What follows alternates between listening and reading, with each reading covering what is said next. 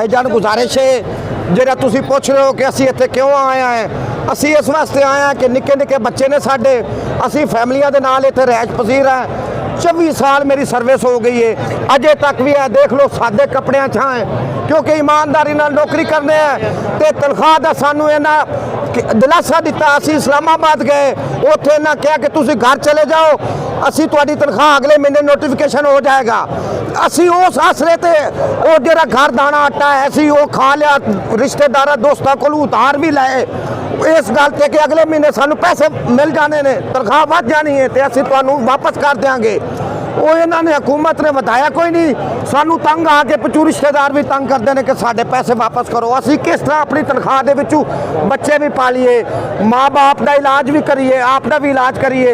हुकूमत ने सानू कहा कि तुहाडे वास्ते असी हैल्थ कार्ड बनाए ने, एक बच्चे को हस्पताल लै जाने 1000 तो घट उसकी दवाई नहीं मिलती, 1500 1200 1400 वो कार्ड लैके गए हैं तो हस्पताल वाले आते तुहाडे कार्ड चलते ही नहीं है, क्योंकि वो चलते ही नहीं है।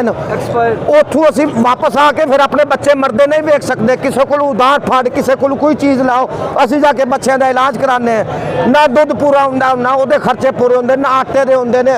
आटा इन्ना महंगा है, जो सरकारी आटा देंगे वो छान इन्ना होंदा है कि खाद्या बंदा बीमार हो जाता है।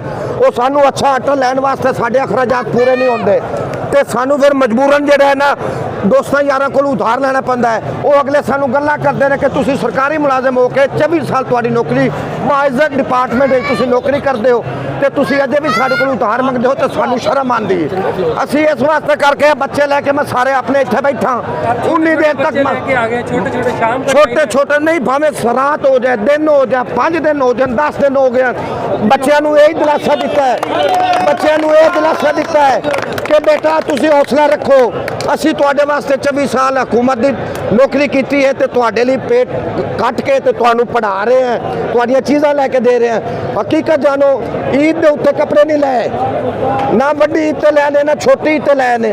जो पिंड जाना होंदा उदन भी सरकारी मुलाजिम है, बंदा वेल ड्रेस होकर जाता, लेकिन उन्होंने कपड़े जाने हैं। कोई शादी ब्याह होंदा है तो उहदे भी असी उस पुराने कपड़े हैं। बच्चों का मसले इदा लोगों तारफ कराने शर्म आती कि असी गवर्नमेंट के मुलाजिम है, असी अपना बड़ा मुश्किल पूरा कर रहे हैं।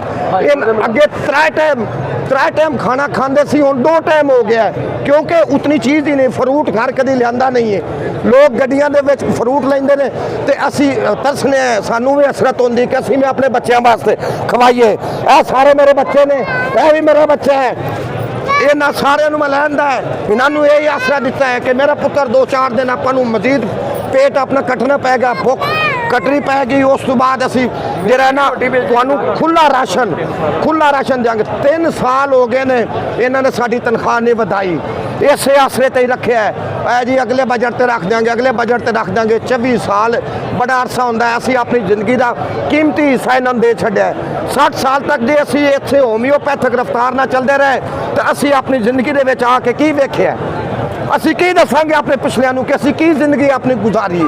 असी तो जिस तरह रोंदे आए परेशानियां तू चले हो तो उस तरह रोंदे असी निकल जाएंगे। साडा तो जिंदगी का मकसद ही कोई ना होया। हुकूमत साडे हर दुख सुख की तहफ़्फ़ुज़ की जिम्मेदार है, क्योंकि असी दिन रात ईमानदारी नाल उन्हां दा काम करने हैं। तो जो वो साडा ख्याल नहीं करेगी तो असी तो फिर सड़कों के उत्ते ही मरांगे जिस हाल भी आए।